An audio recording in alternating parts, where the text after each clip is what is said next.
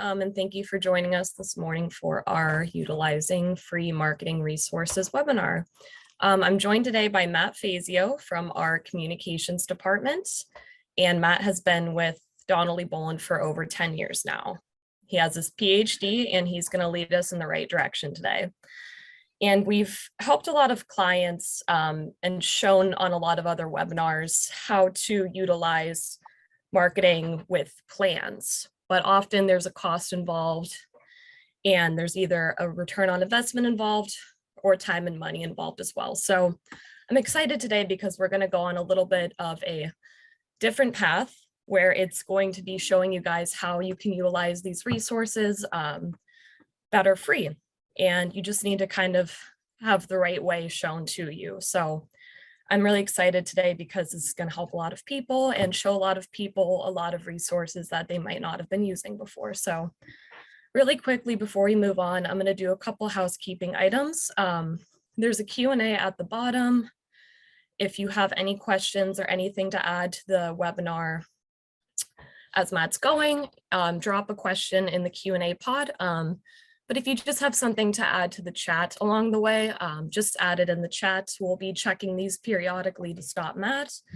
And we will also be recording this presentation so you can watch it back at the end if there's anything you missed along the way and maybe felt a little bit too shy to speak up about it at first. So, and we'll also be sending out a survey at the end to just ask how you enjoyed the seminar, or if there are other webinar topics that you are interested in learning about.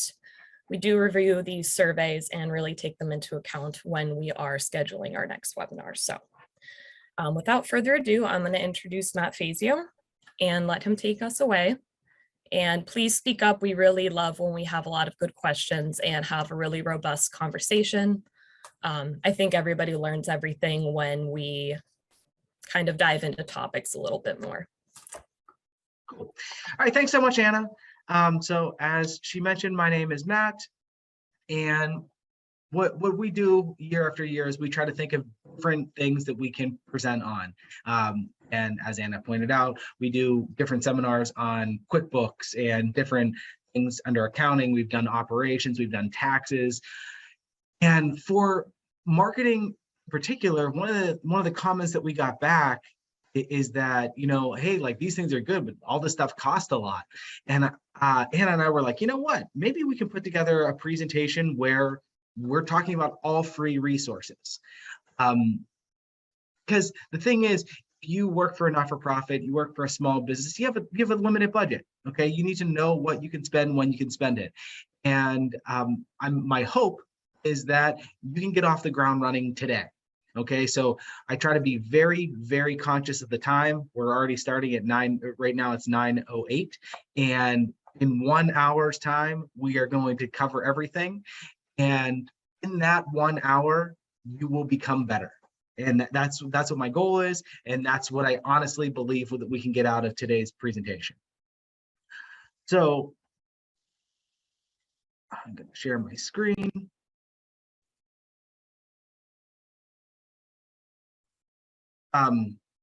So today's session is going to be on using free digital resources to enhance your marketing. And first, this sounds a little bit unorthodox, but I want to talk to you about what the agenda is not the agenda, okay? Number one, why we market. I'm not going to spend time today talking about why we use marketing. All of you on this call are on because you, in some way, you believe that marketing works. Believe me, trust me, it does. I've been working in this field long enough. I teach in this field. I do a lot of different things within marketing. If you have a good strategy and a good approach, marketing can and does work. Number two, I'm not going to be talking about the add-ons. Almost every single thing that I'm going to be discussing today, every digital project that I'm going to be talking about has a paid version, and some of them are really great. I'm not telling you don't ever think about paid versions, but first you need to just use the free version. So today we're really going to be focusing on actually free resources. I always hate it when I go online and they're like, oh, look, this free thing, but then you can't actually do anything, or it gives you like a 7-day trial, nothing like that. Everything that I'm going to be showing you today you can actually use a free version. It's a a lesser version in some ways. It doesn't have all the options, doesn't have all the bells and whistles, but you can use all of these things. And then the third and final thing, it's kind of related back to the other one, paid ads. Paid ads are absolutely great. When we talk about things like social media, we're going to be talking about ways to reach different people. At the end of the day, sometimes you might need to do paid ads. We use paid ads here at Donnelly-Boland. We also have run paid ads for our clients, but again, we're talking about free resources today. So today, I'm not really going to be covering that. If any of you on this call end up having specific questions about why we market add-ons to these programs or paid ads, reach out to me.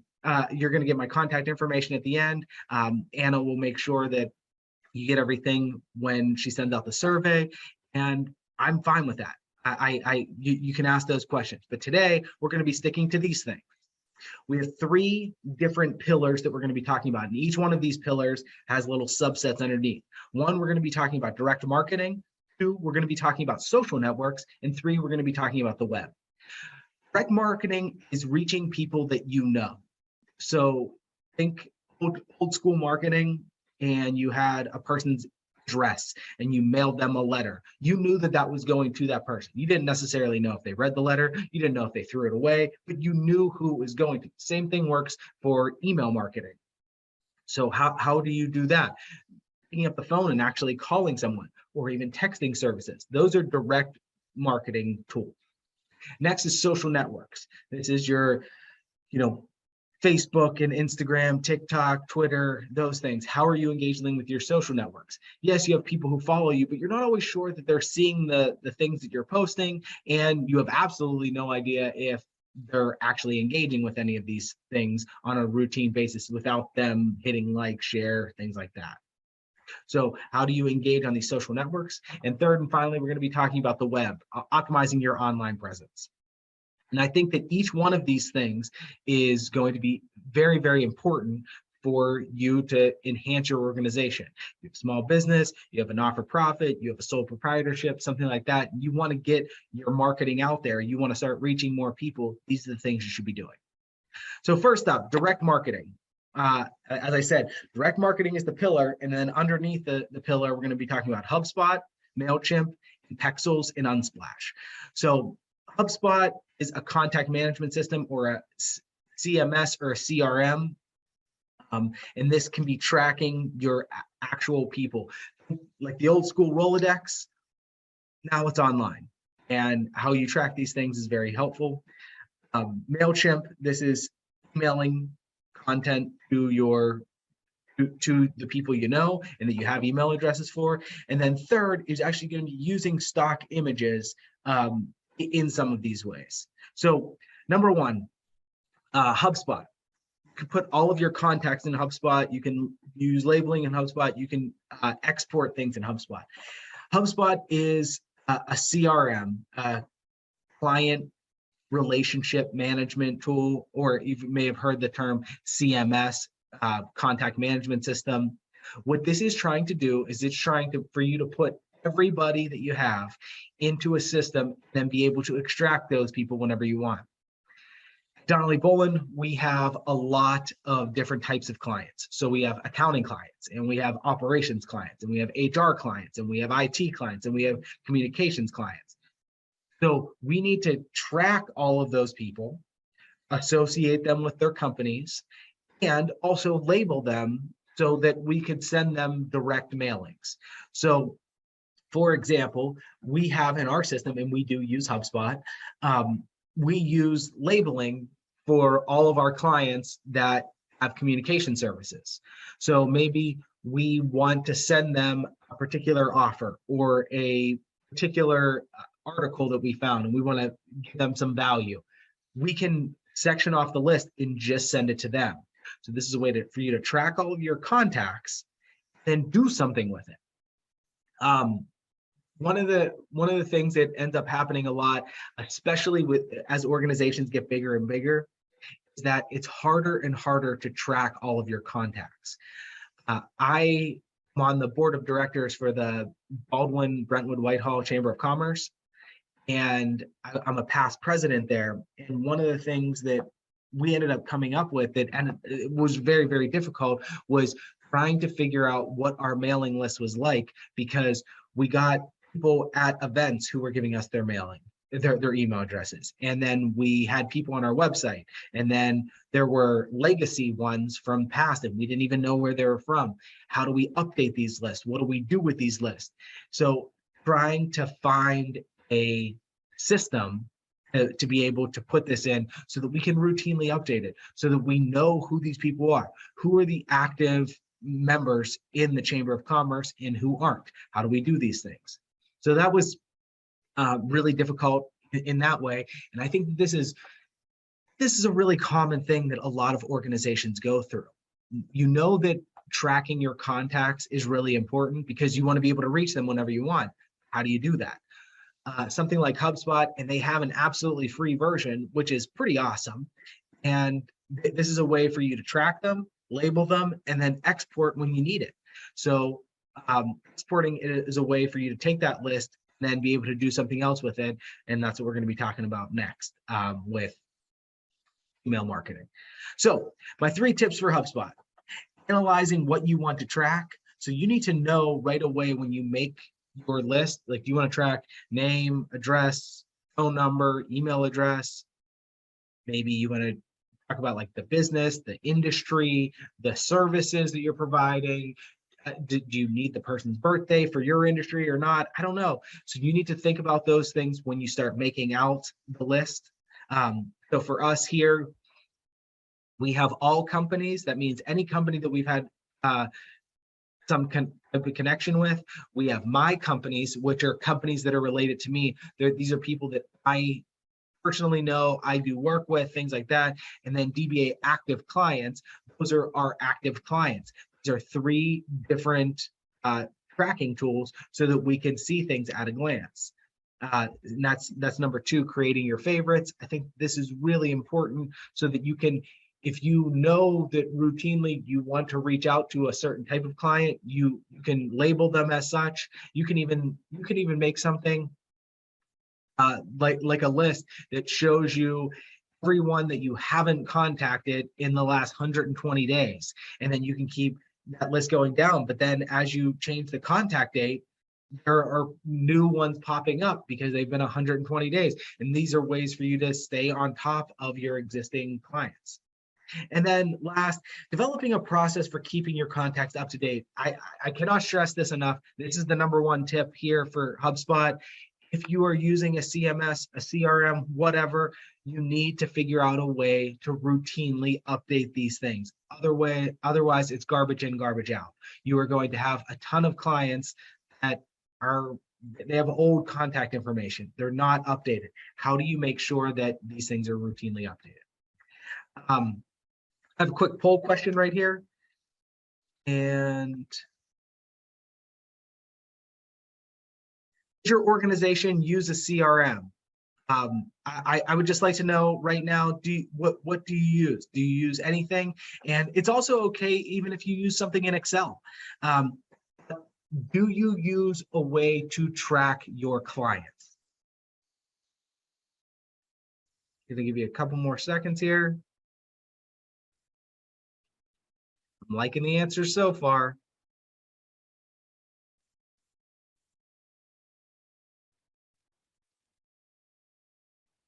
Sharing results. 100% of people who answered to this said, yes, we do use a CRM system. That's wonderful. That's great. And I think that's a really good way to know that you're tracking something the right way. Make sure that you're tracking the things that you want to track. Make sure that that information is easily accessible, and then make sure that you routinely update these things. So even if you're tracking it in Excel or in a Google Sheet or something, that you have something to move forward and go on with. If you're not using a system, consider using something like HubSpot. Number 2 here, MailChimp. So MailChimp is a way for you to reach all of your contacts. You can label different things in MailChimp. Okay, so really I wanted to cover some different things in MailChimp, and consider that what you're doing here is you are reaching out the people that you want to reach out to through email marketing. So what ended up happening is if you look at the history of email marketing, everyone was opening stuff. So if you look back to like the very late 90s and the early 2000s, people were opening things at like a 90% success rate. Everybody was opening everything. And then what happened is that fewer and fewer people were opening things, and then everything was considered junk mail and they were throwing stuff to the side. Okay, and then email marketing tanked, and then people were like, uh-oh, we shouldn't use email marketing anymore. But then, as probably the last 5 or so years has shown us, email marketing is incredibly effective if you're emailing good things out. So you need good content to email things out.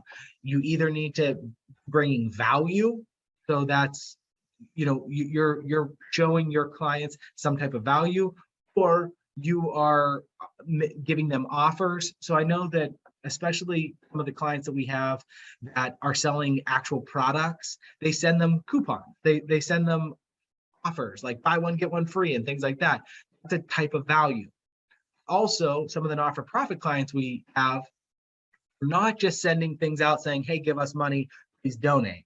They're also sending things out that say, hey, can you, like, let me show you some articles that might be important to you or might be helpful for your industry or might help you try to understand what we're doing for the community. And that's a really good thing to do. When we're thinking about MailChimp, think about the personalization. So you can break your list down into sub-lists within something like MailChimp. So let's say, for example, you have 1,000 different contacts. In those contacts in HubSpot, you're able to section them out. So you're able to say, well, this group gets communication services, this group gets accounting services, and this group gets HR services. You're able to send 3 different types of messages to those people, and they might just be slightly tweaked, but those are ways to do that.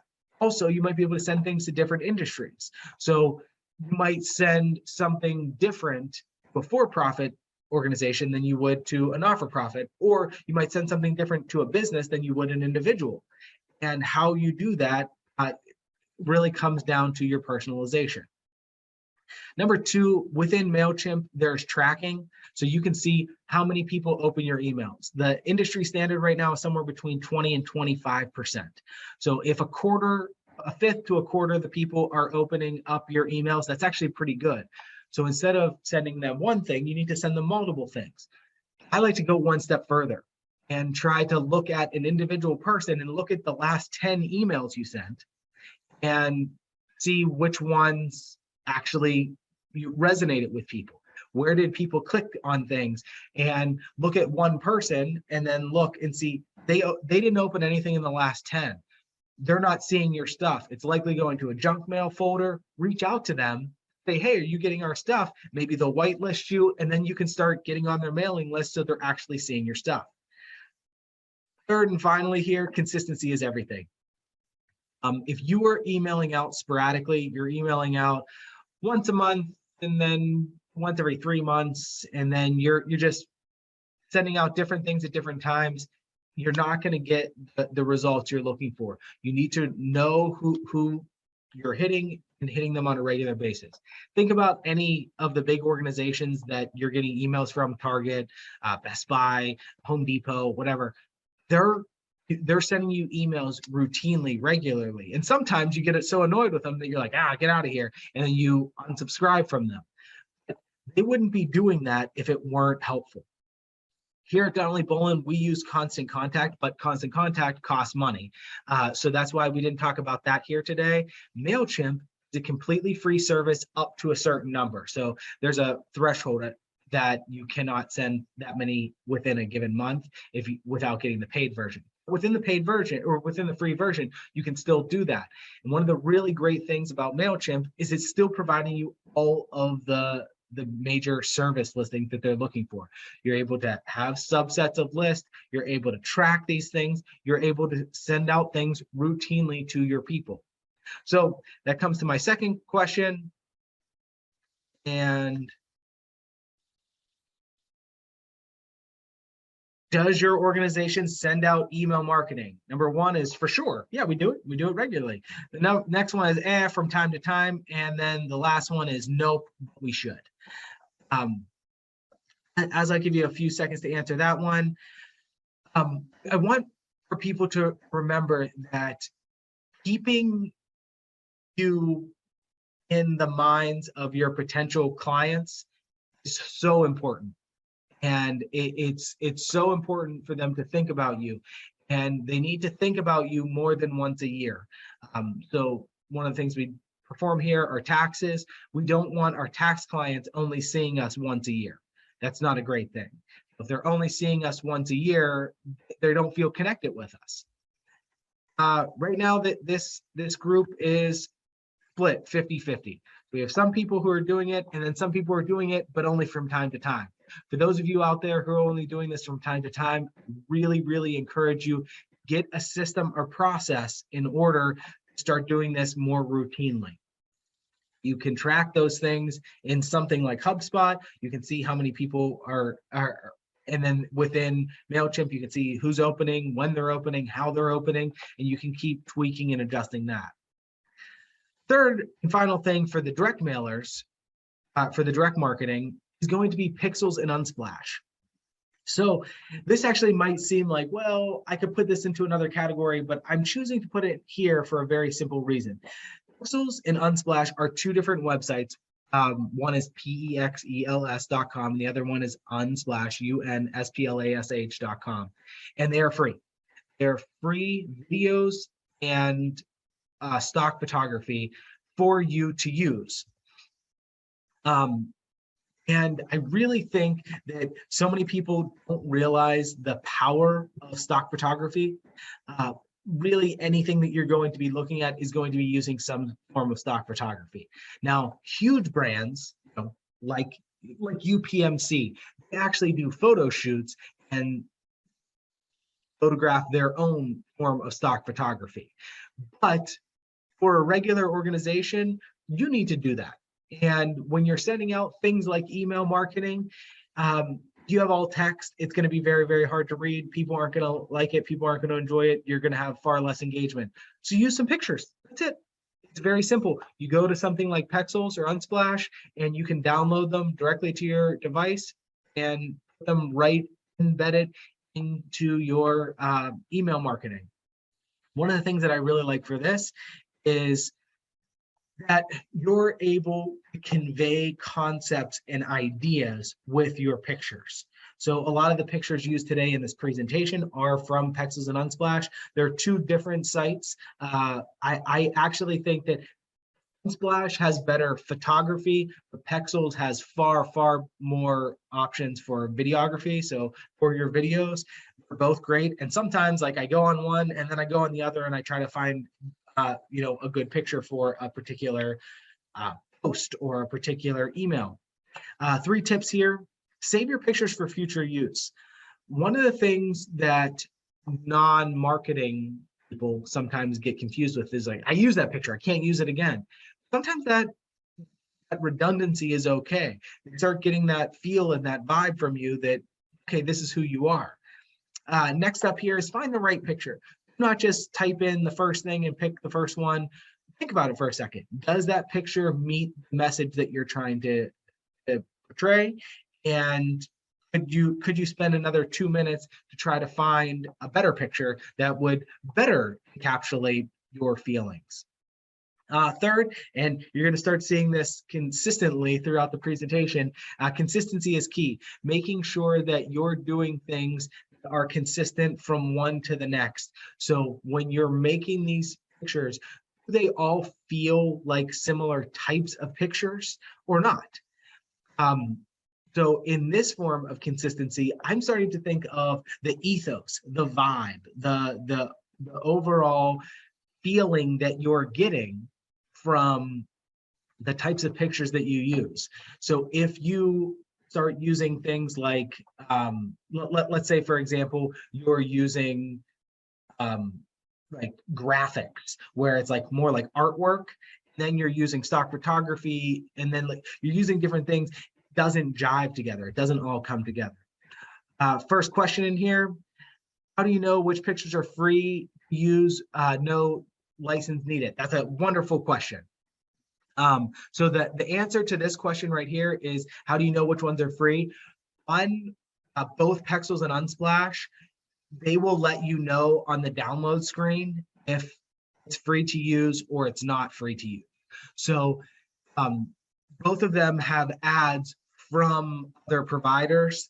You'll be able to see that on the page when you scroll over it. Usually it has like a little watermark over it, and then you click it, and when it goes to the download page, it will tell you to pay.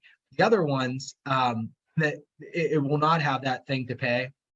And what it tells you to do as you download it, it says like, this picture was uploaded by this, user. You can give them credit if you'd like, or you can send them money if you'd like, and you can do either one of those things, but you're not required to. You can use the stock photography, free of charge. So a lot of times what's happening is there are a lot of artists out there who are just trying to get their work noticed and known. So both of these sites will tell you if it's going to cost money for you to get a license. Excellent question. Okay, so next pillar, so we talked about the direct marketing. The next pillar here is going to be social networks. We're going to be talking about Canva. We're going to be talking about Facebook scheduling and Google My Business. Number one up here is Canva. I'm gonna take a step back real quick and explain to you a little bit about my journey to graphic design. Don't worry, it's only gonna take a couple seconds. But so when I was hired here at Donnelly-Boland, I had no graphic background. And I worked with another person who was a graphic artist, and I liked some of the things that he was doing. When he left the company, we had a hole to fill. And I was like, you know what? I think I can do this. I want to try this out.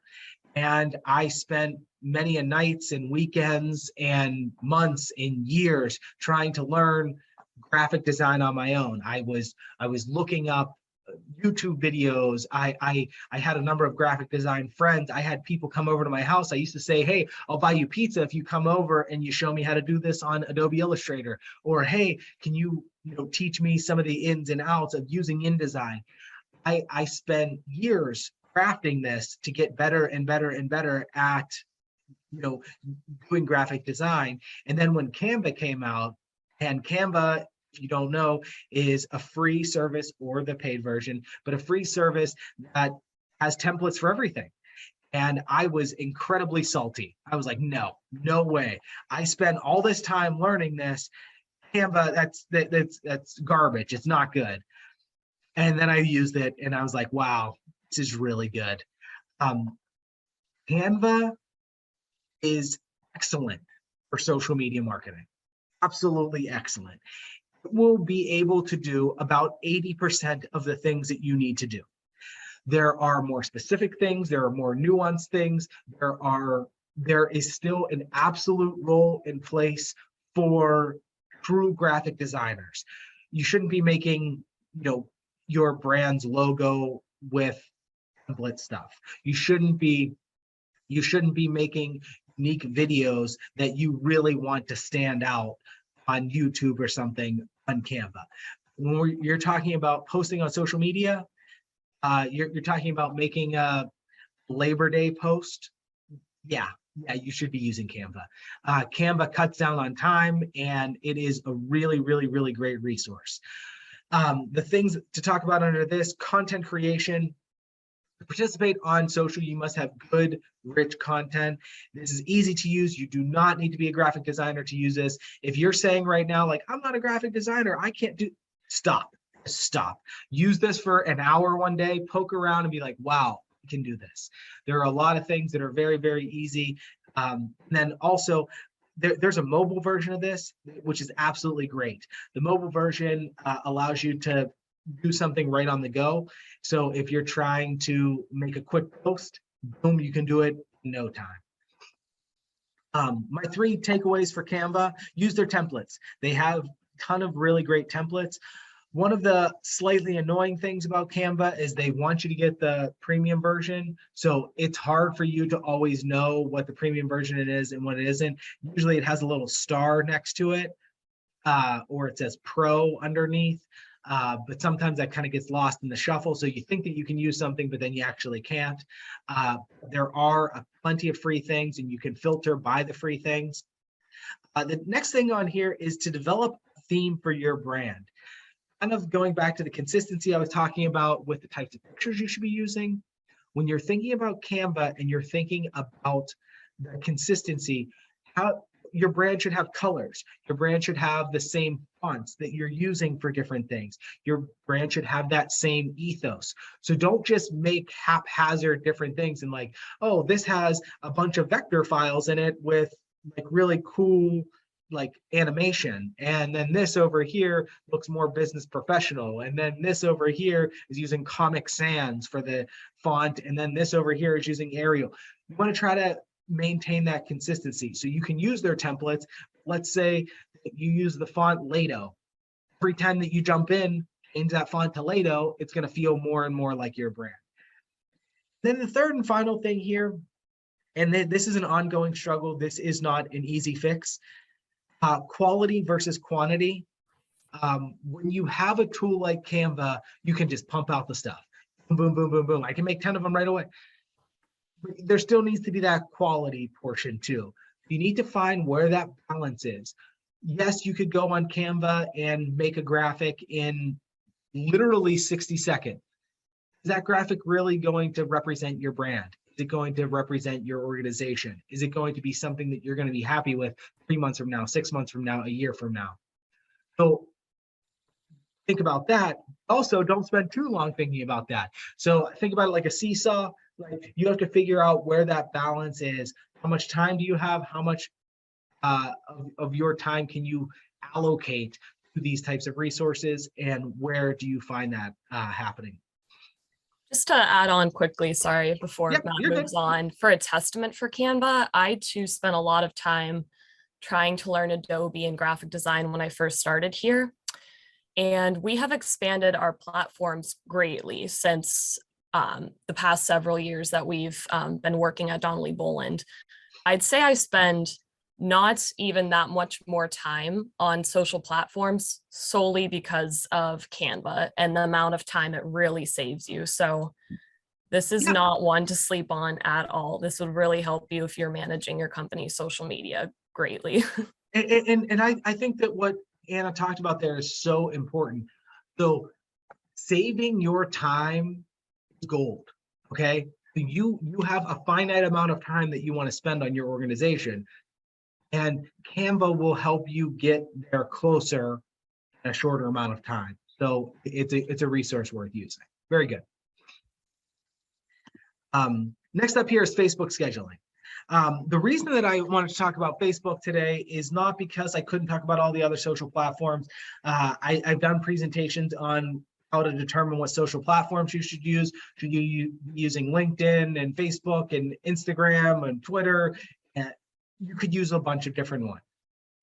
One of the really great things about Facebook is that it actually has a scheduling system within it.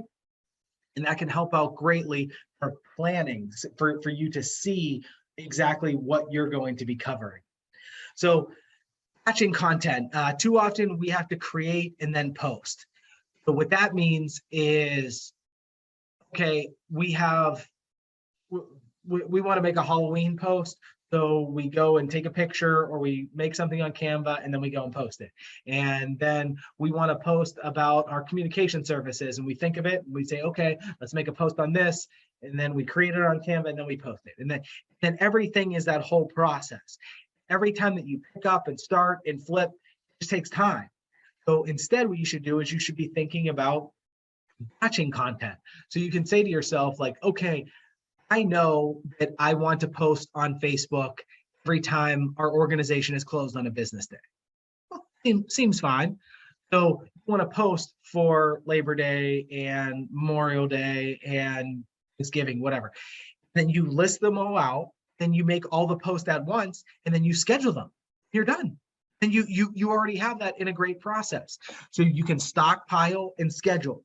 And then you start saying to yourself, okay, I want to do value posts. I want to think about things that we can provide value to other people, and just say like, okay, these are some things that I think would be really helpful for some people in your industry. Okay. And let's say that you're not for profit and you offer a service that's free.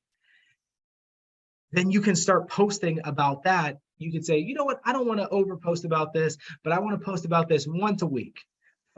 I don't want to make 52 posts. So let's say I want to rotate these, and then I break that up into 4 so that every quarter they're seeing the same post, because you never know who's seeing the post exactly at what time.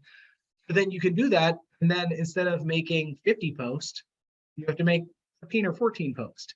And then you can rotate them over time. That's how you can batch content. Also, the calendar feature is just absolutely wonderful. Facebook changes their stuff all the time. So I want you to understand, like, don't get too attached, because it seems like every 6 months they're changing things. But the calendar feature will be great because you can look ahead and you can actually see when you're posting things. And then you can look at those metrics and say like, hey, this is actually doing really well. And like when I'm posting at 11 a.m., that's doing great. And when I'm posting later, it's not doing great. Okay, I should keep posting at 11 a.m. At Donnelly-Boland, we have 3 different organizations in our building. And upstairs, we have the Alliance for Infants and Toddlers, and they provide early intervention for children birth to 3 years old before they can get a formal diagnosis. And they actually found their metrics come back way better after 6 p.m.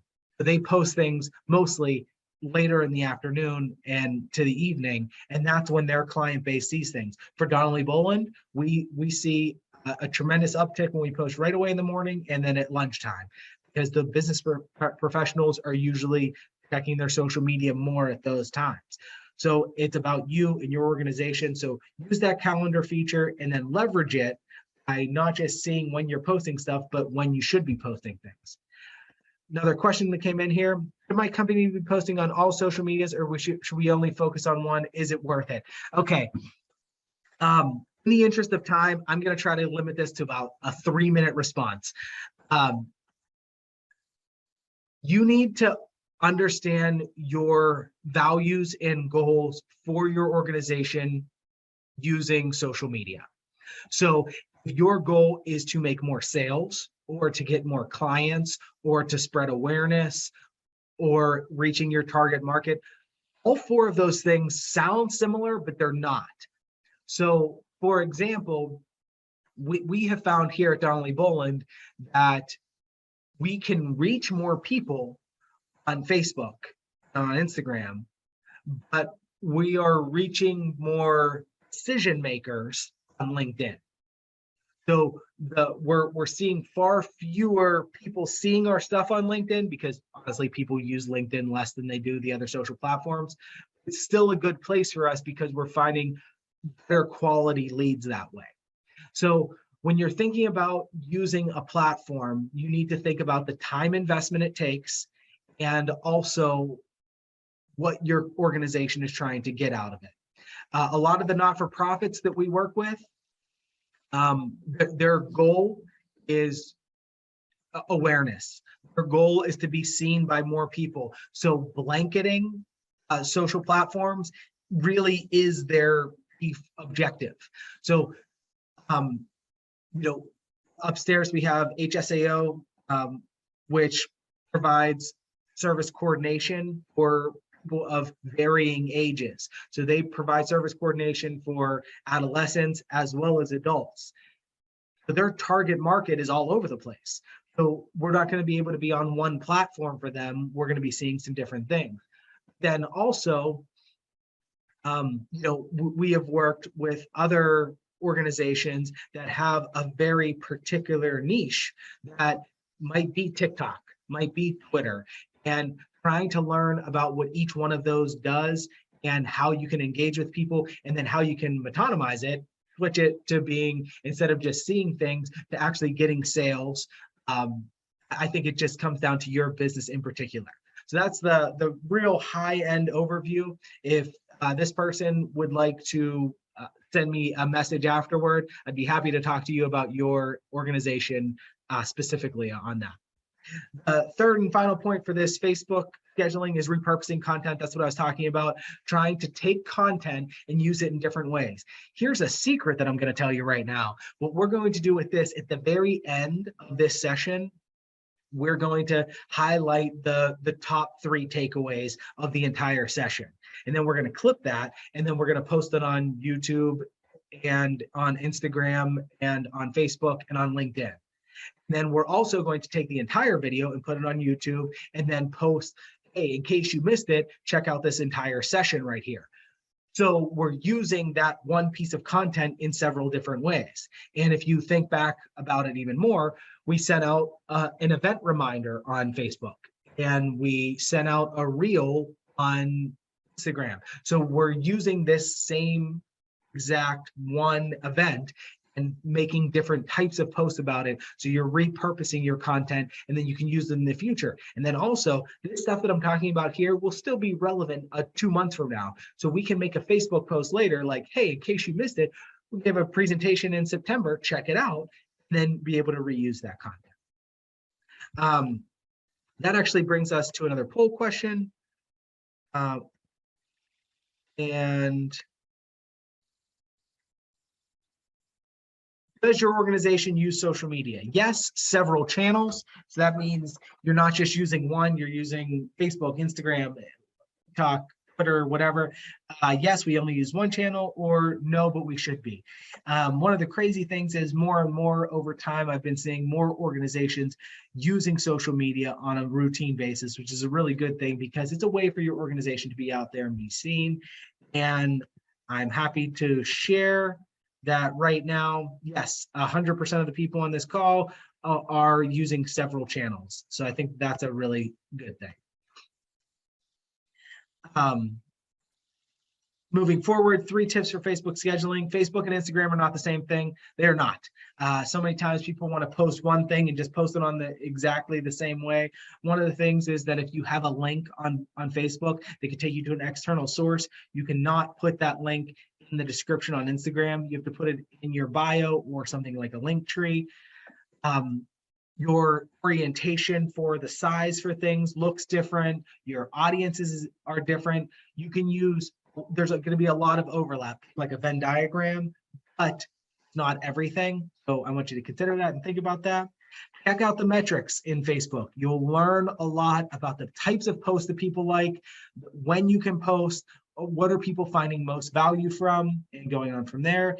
And then third, use Facebook to guide your other social media channels. I really like that calendar in Facebook. So even if you're using all these other channels too, use that calendar in Facebook so that you can post on other sources.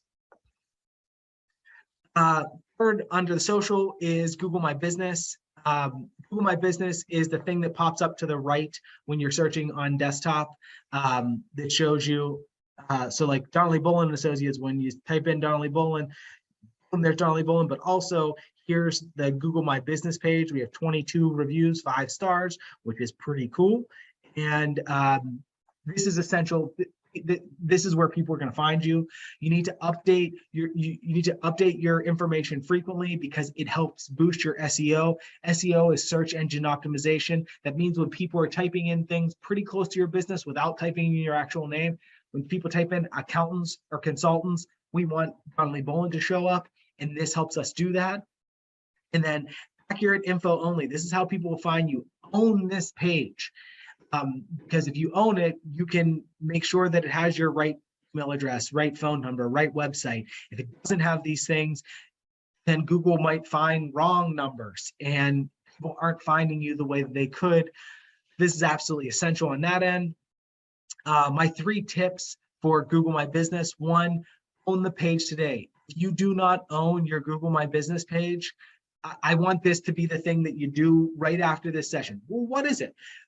Go on Google, type in your name, something's going to pop up over to the side. If it doesn't pop up, you can create one. If it does pop up, and you can say like, own this page, Then like you can go through the process. It takes about a week or so for you to own that page. We have now done this for, I don't know, maybe like 6 different organizations. Every single one of them has seen upticks in their SEO just by owning this page and updating this information. It's 10 minutes a month. Do it. It actually really helps. You can use those stock photos that we talked about from Pexels and Unsplash to post things. So you can post things like saying that, hey, we're closed on Labor Day. Just by doing that, Google is saying, hey, you fed our machine. We're gonna put you up in SEO. So it's like you're playing their game and they're rewarding you for playing their game. And then third and finally, leverage your reviews. This is one of the sheets that we have. It actually is like a one sheet that goes into the back of certain things. And what's really cool about this is we can say, like, what are people saying about our Google reviews? And here are a couple of the things that external people are saying. So you can leverage those Google reviews, get people to talk about you, and hopefully for you to find new business through those Google reviews. Honestly, we've had several different calls over time where people specifically mention, like, hey, we saw that you were 5-star on Google. That's a big deal. People are often more likely to trust you because of that. Our last and final pillar here is on the web. I have 2 different items here. One is Wix, that's a website builder, and 2 is Hotjar, and that's tracking metrics. Wix, it's simple. You do not have to be a web developer. I just said when we were going over Canva, you didn't have to be a graphic designer. Now on Wix, you don't have to be a web developer, but you can be.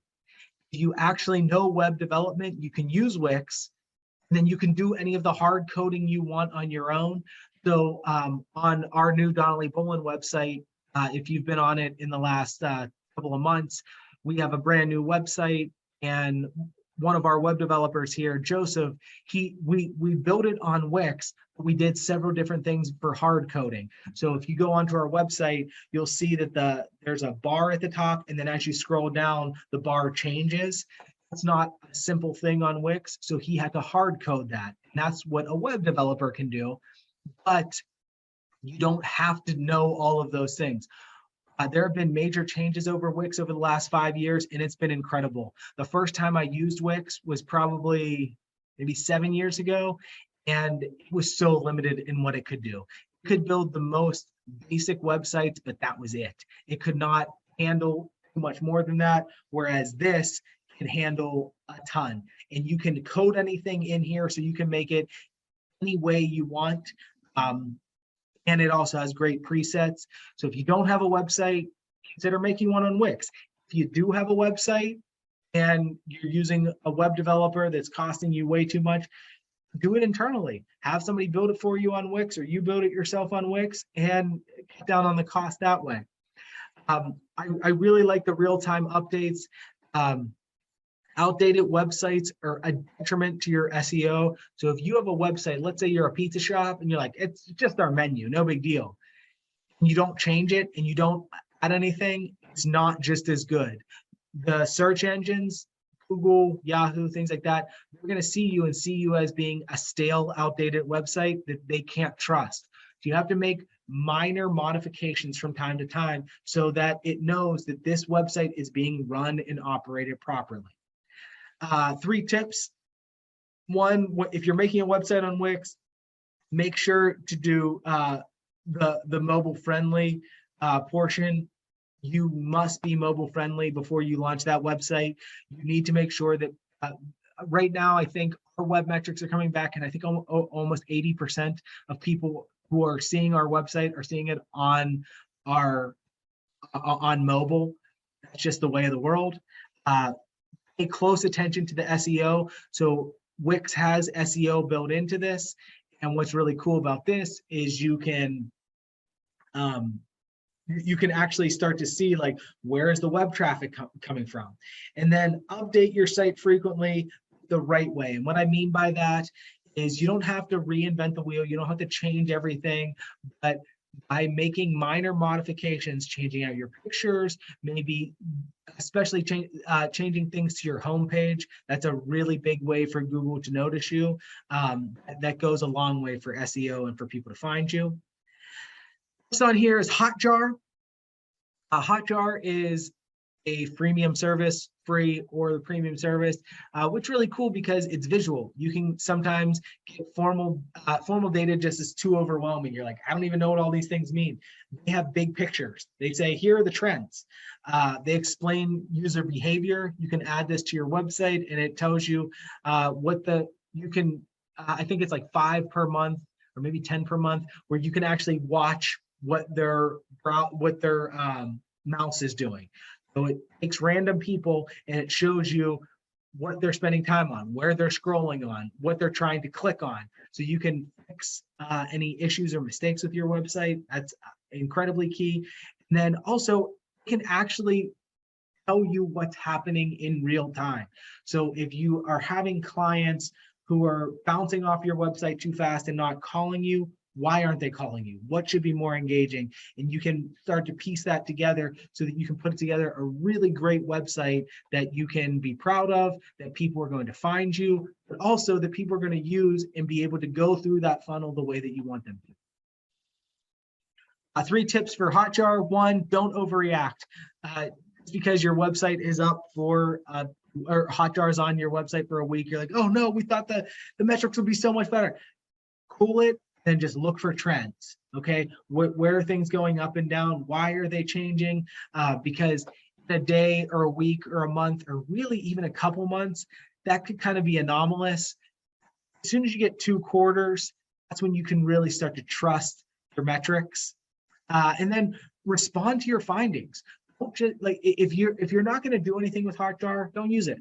But if you're going to use web metrics, use them. Actually look at them, review them, see what you. So if you're noticing that people are routinely coming onto your website, staying on your homepage for 5 seconds, and then jumping off your website, there's a problem. They're not going anywhere else. They're not seeing anything else. Why not? You made the website so they would see other things. Why aren't they doing this? So start to try to figure out, try to engineer what's wrong, diagnose the problem, and respond to those findings. So I ended up looking at my time halfway through this, realizing I spent a little bit extra time early on. But right now, I want to take a second to find these are the takeaways from today's session. We're going to talk about the 3 takeaways from today's session. 1, utilize free resources before you start paying for premium products. I don't care if it's Canva or Wix or Hotjar, whatever. Use the free versions first and make sure that you like them and you can work with them before you start paying a monthly fee. So I am all for using some of the premium versions, but first utilize the free version. Number 2, free resources does not mean free. Remember, there's a learning curve, the time investment, and the ongoing maintenance. So yes, using these tools may be free. Your time is not free. So are you utilizing your time in the right way? So don't dive into 15 different things right at once. Knock them down one at a time. And 3rd and finally, you got this. Spend time learning how to leverage these resources to grow your business. Use one at a time. Take your time to understand and learn them and go on from there. I really believe that these resources can help you immensely if you want your business to grow. If you have a not-for-profit, a for-profit, a startup, whatever, using these free resources can really take you to the next level. So once again, my name is Matt Fazio. I have my contact information up here. Definitely keep down my email if you ever are looking for support on anything. If it turns out that some of these things are just a little bit too much for you, and like, hey, we might be able to do some things internally, but we need some additional marketing support, we can help. So I do think that if you are looking to be the most cost effective as possible, and there are still some times where it's better for you to reach out to somebody else. We're always here to help.